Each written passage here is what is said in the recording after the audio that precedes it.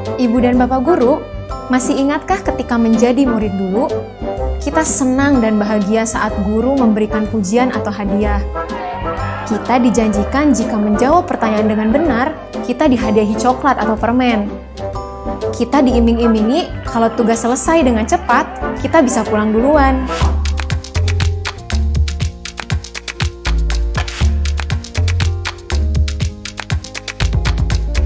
Terkadang, kita memberikan hadiah atau pujian pada murid supaya mereka termotivasi dan semangat, supaya mereka rajin dan giat.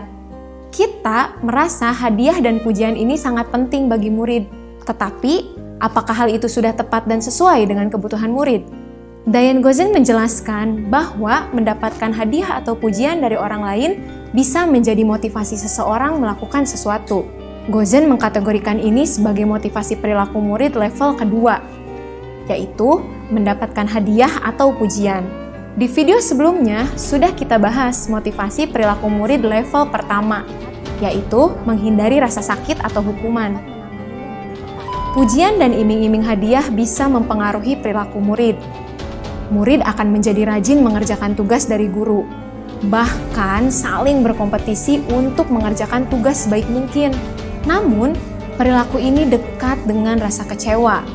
Jika energi yang sudah dikerahkan tidak berbalas sesuai dengan janji hadiah, maka akan muncul rasa kesal, marah, dan bahkan rasa tidak dihargai. Ini karena hadiah dan pujian adalah motivasi yang datang dari luar diri mereka, atau disebut motivasi eksternal. Mungkin ada murid yang sudah memiliki motivasi internal untuk rajin belajar. Namun, apa yang terjadi dengannya jika motivasi internal yang sudah terbentuk itu diganggu dengan motivasi eksternal berupa janji hadiah dan pujian itu? Ibu dan Bapak Guru mungkin bertanya, lalu gimana dong cara memotivasi murid tanpa pujian dan hadiah? Saya punya jawabannya. Kita perlu membedakan antara hadiah atau pujian yang dijanjikan dengan apresiasi. Nah, apresiasi ini dilakukan di akhir atau di ujung pembelajaran, sehingga perilaku murid tidak digerakkan oleh sesuatu yang dijanjikan. Dan tugas kita adalah mengidentifikasi motivasi perilaku murid, supaya kita bisa menstimulasi munculnya motivasi internal dari diri si murid. Oke, mulai sekarang, pergunakan pujian dan hadiah secara bijak ya Ibu dan Bapak Guru. Hindari menjanjikan dan mengiming-imingi. Apresiasilah secukupnya capaian mereka, dan cobalah lebih dekat dengan murid. Pahami motivasi internal yang dimiliki mereka. Setiap murid bisa jadi memiliki motivasi internal yang unik dan berbeda dari murid yang lain. Tumbuhkan dan pupuk motivasi internalnya. Ini yang paling penting. Ibu dan Bapak Guru, mari kita renungkan lagi. Apakah kita sebagai pendidik sudah mengidentifikasi motivasi perilaku yang ditunjukkan murid dengan tepat? Apa yang bisa kita lakukan untuk dapat mengidentifikasi motivasi perilaku murid agar kita dapat membantunya menemukan motivasi internal dalam belajarnya? Selamat belajar Ibu dan Bapak Guru hebat. Salam dan bahagia.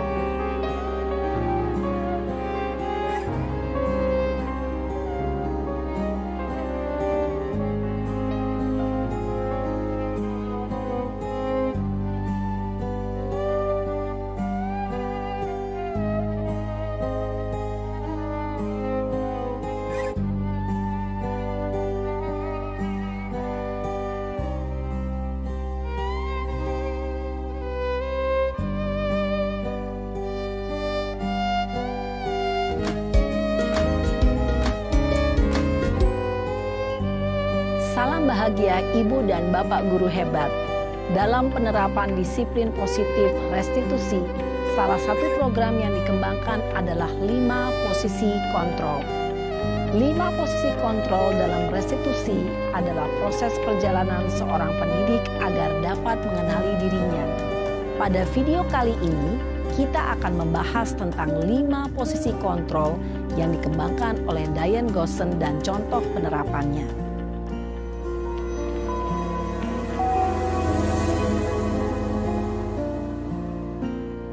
5 posisi kontrol itu adalah 1. Posisi penghukum. 2. Posisi pembuat merasa bersalah. 3. posisi teman. 4. Posisi pemantau atau monitor. Dan 5. Posisi manajer. Untuk lebih memahami kelima posisi tersebut, mari kita saksikan kasus Naren yang terlambat hadir 20 menit di sekolah dan melihat bagaimana kelima posisi kontrol dalam menghadapi masalah tersebut.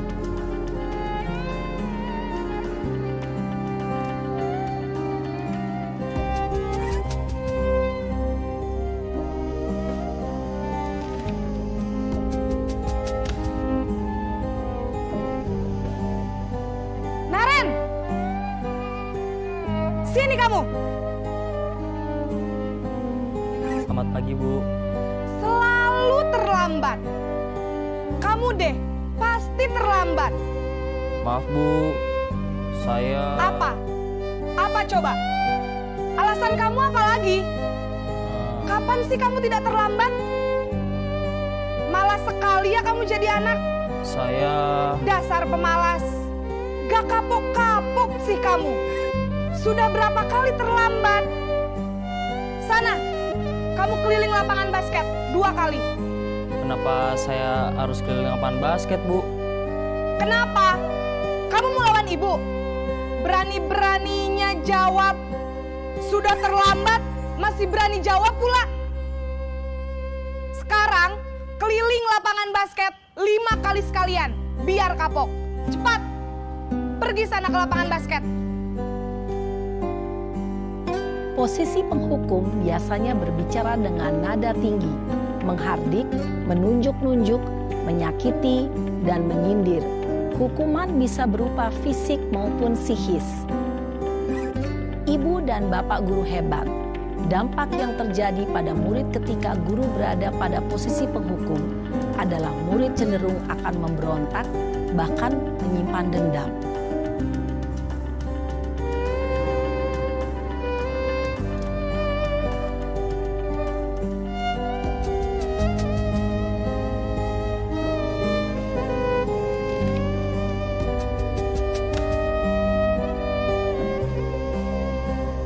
Naren!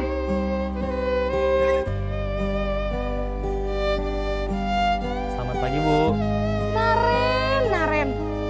Kamu kenapa terlambat lagi, nak? Ya Tuhan, Naren. Kamu senang ya bikin ibu susah ya? Kalau kamu terlambat lagi, nanti ibu yang ditegur bapak kepala sekolah, nak. Disangka ibu tidak bisa membina kamu. Duh, gimana ini? Maaf, Bu. Duh, Gusti Naren. Kamu suka ya kalau ibu ditegur bapak kepala sekolah?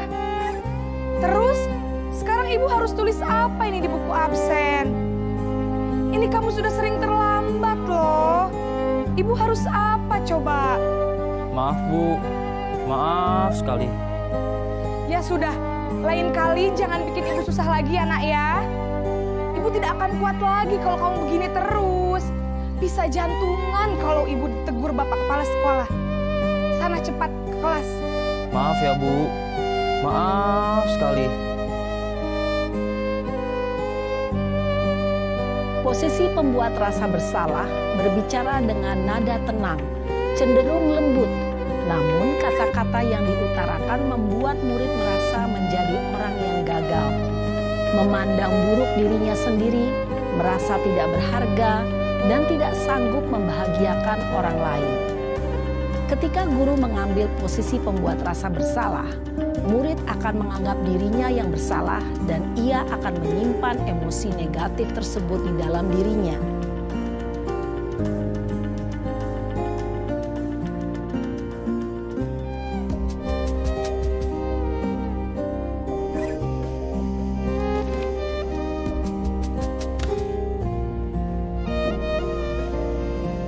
Naren!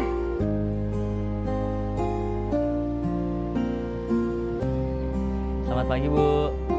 Wah, sudah jam berapa ini nak? Terlambat lagi ya sayang. Iya, Bu. Habis ibu saya lupa bangunkan saya, Bu. Kamu malah menyalahkan ibu kamu. Kamu bukannya anak yang larinya paling kencang. kok terlambat sih? Iya Bu, saya memang terlambat bangun tadi. Jadi biarpun saya lari kencang, tetap gak kekejar Bu. Ya sudah sana, nanti lain kali larinya lebih kenceng lagi ya. Biar gak terlambat lagi. Bikin seneng ibu, demi ibu. Bisa kan? Bisa lah Bu. Ya sudah sana masuk kelas. Ibu beresin urusan absen kamu. Kamu ini ada-ada saja. Dalam posisi teman, guru berbicara dengan nada suara ramah, akrab, cenderung bersenda gurau untuk menjaga suasana tetap santai. Murid akan merasa senang, aman, dan akrab dengan guru. Identitas yang tercipta adalah identitas sukses atau berhasil. Namun, perlu diingat, karena ini masih dorongan eksternal, maka ada faktor ketergantungan dari murid kepada orang tertentu. Di sini guru absennya, sehingga di lain waktu murid bisa berperilaku baik, namun hanya kepada orang-orang tertentu saja.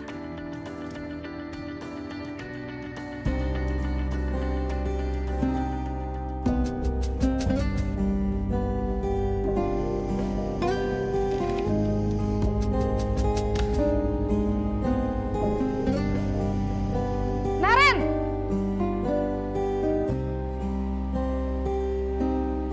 Selamat pagi Bu.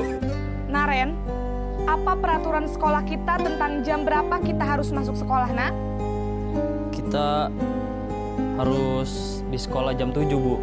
Iya betul, sekarang sudah jam 7.20. Naren sudah tahu konsekuensinya jika terlambat hadir. Paham Bu, saya harus tinggal kelas pas jam istirahat selama 20 menit. Iya benar, konsekuensinya demikian. Jadi nanti jam 9.30 pas istirahat, kamu harus tinggal di kelas, kerjakan tugas tambahan untuk ketertinggalan kamu, ya. Baik Bu.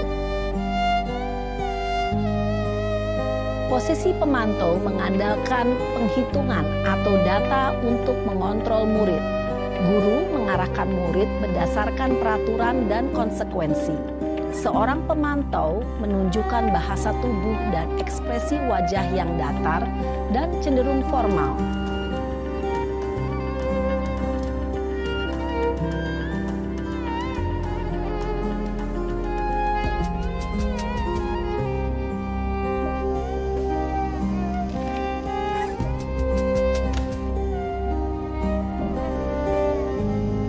Naren!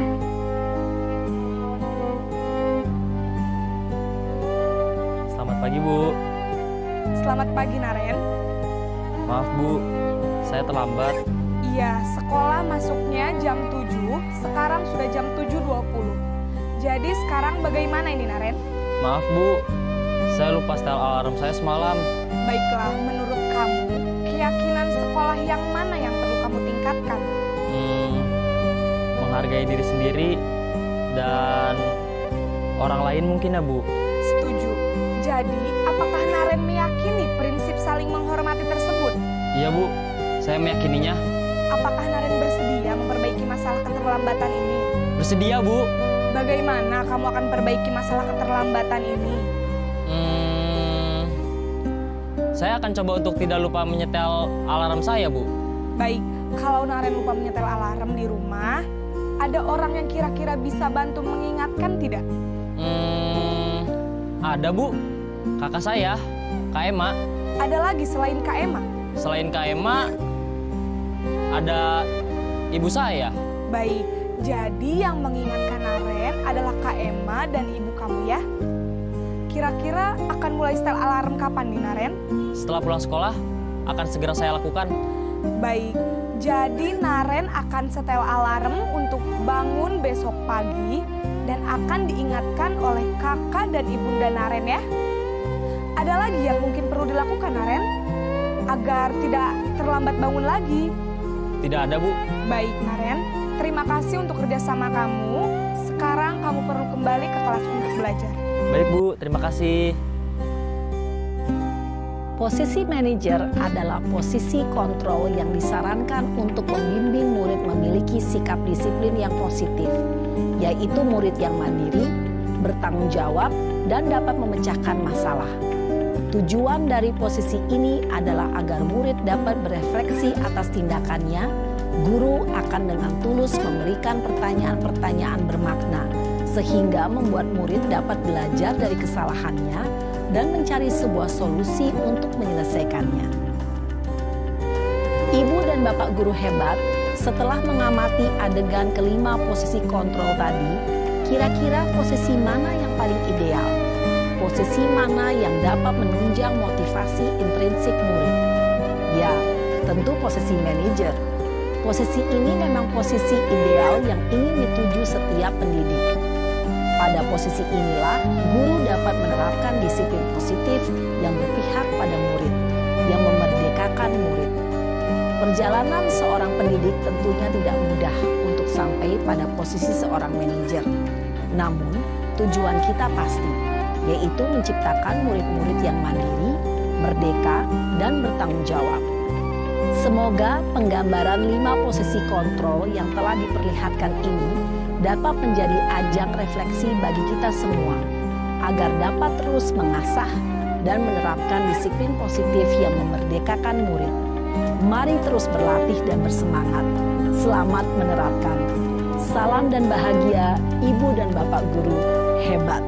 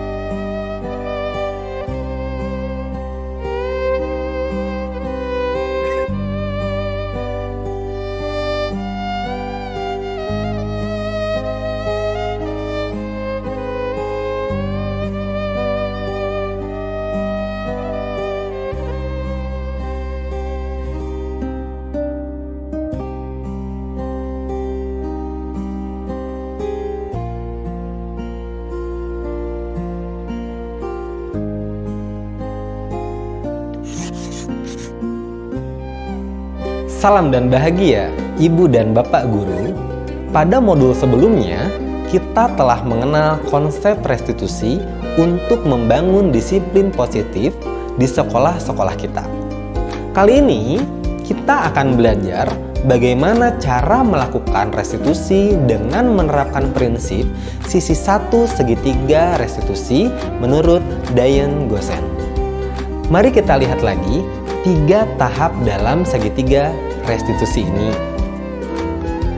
Tahapan pertama dalam segitiga restitusi adalah menstabilkan identitas murid yang berbuat kesalahan, atau Diane Gosen menyebutnya sebagai stabilize the identity.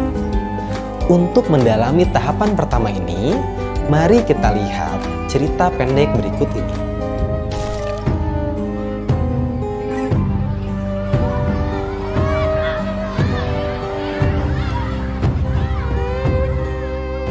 Maaf Pak, saya tadi diajak Kasman. Semua ikut main. Mana Kasman? Kenapa kamu juga ikut-ikutan, Amir? Nakal sekali sampai kelas tergenang begini. Kalian sekolah mau main-main atau mau belajar,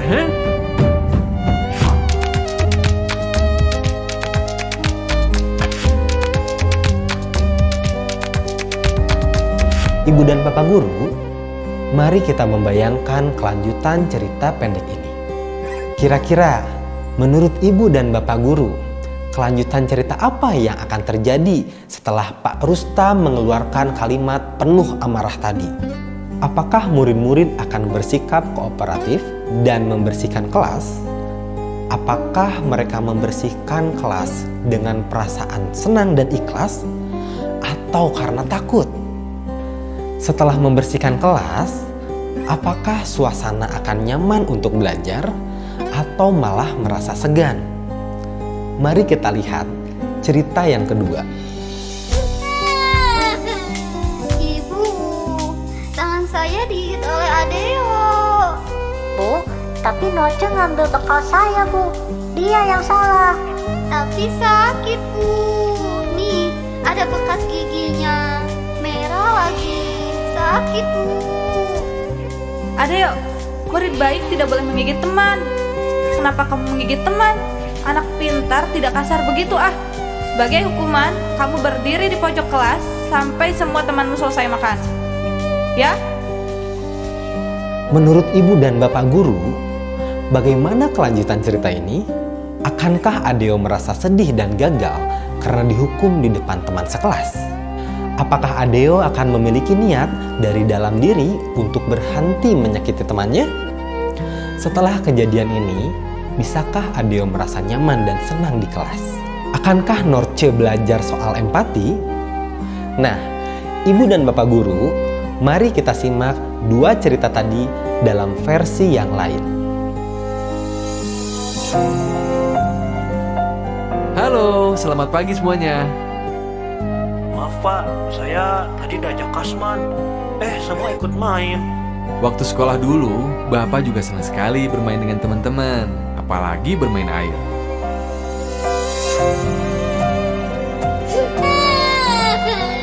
Ibu, tangan saya digigit oleh Adeo. Betul kamu menggigit Norce. Bu, tapi Norce yang mengambil bekal saya Bu. Dia yang salah. Tapi sakit Bu. Nih, ada bekas giginya. Merah lagi. Sakit Bu. Adeo, Norce, berbuat salah itu tidak apa-apa. Ibu tidak akan mencari-cari siapa yang salah. Ibu hanya mau masalah ini selesai. Yuk, sama-sama kita pasti bisa menyelesaikan masalah ini. Ibu dan bapak guru, kira-kira bagaimana kelanjutan kedua cerita terakhir? Apakah mungkin anak-anak kelas 11 di kelas Pak Rustam akan berlanjut mendiskusikan cara mereka membersihkan kelas, melakukannya dengan ikhlas, lalu diikuti dengan suasana belajar yang senang dan penuh semangat? Bagaimana dengan Adeo dan Norce? Apakah akan tergali mengapa sebab sebenarnya Adeo menggigit Norce? Ketika sudah memahami sebabnya, mungkinkah Bu Belen mendorong keduanya untuk mendiskusikan suasana kelas yang nyaman untuk kedua belah pihak? Tahapan pertama segitiga restitusi menstabilkan identitas, merupakan dasar dari segitiga restitusi yang bertujuan mengubah identitas anak yang bersalah dari orang gagal menjadi orang sukses. Teori segitiga restitusi percaya jika kita sebagai guru malah mengkritik kesalahannya, kita akan membuatnya tetap ada di posisi gagal. Berada di posisi identitas gagal membuat anak cenderung menyalahkan orang lain, tidak mau mendengarkan saran, dan sibuk mempertahankan diri ketimbang mencari solusi. Kita bisa menjadi guru proaktif yang berusaha meyakinkan anak dan membawanya keluar dari kegagalan dengan mengatakan kalimat-kalimat berikut. Berbuat salah itu tidak apa-apa. Tidak ada manusia yang sempurna. Ibu atau bapak guru juga pernah kok melakukan kesalahan itu. Kita bisa menyelesaikan masalah ini. Ibu atau bapak guru tidak tertarik pada kesalahanmu, tapi bagaimana mencari solusi dari kesalahan ini. Kamu berhak kok merasa begitu. Kita sudah mencoba yang terbaik yang bisa kita coba. Tidak apa-apa, namanya juga belajar. Kita perbaiki lagi sama-sama. Bukan kamu saja yang tidak berhasil dalam pembelajaran ini. Dengan menyampaikan kalimat-kalimat tersebut ketika murid melakukan kesalahan, kita berusaha memberi pemahaman pada murid-murid bahwa kesalahan merupakan bagian dari pembelajaran. Lewat tahapan sisi 1 segitiga restitusi, kita berusaha menyampaikan bahwa salah ataupun gagal itu hal biasa. Bagian dari kita belajar untuk terus menjadi lebih baik.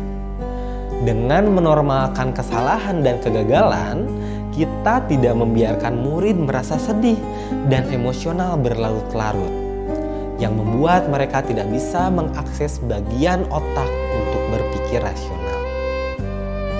Menstabilkan identitas anak membantu murid menjadi tenang, kembali ke suasana hati di mana penyelesaian masalah bisa dilakukan. Dengan begitu, murid akan terlibat aktif, belajar memperbaiki diri dan keadaan. Bisa jadi dengan ide-ide yang muncul dari dalam dirinya. Dengan proses restitusi, murid akan terlatih menjadi berdaya dan bertanggung jawab. Suasana disiplin positif pun dapat teraih. Ibu dan Bapak guru tidak mudah memang mengendalikan diri saat melihat murid-murid melakukan kesalahan. Semoga tahapan-tahapan yang telah dirancang oleh Dian Gosen ini dapat membantu kita menyikapi perbuatan murid-murid dengan baik.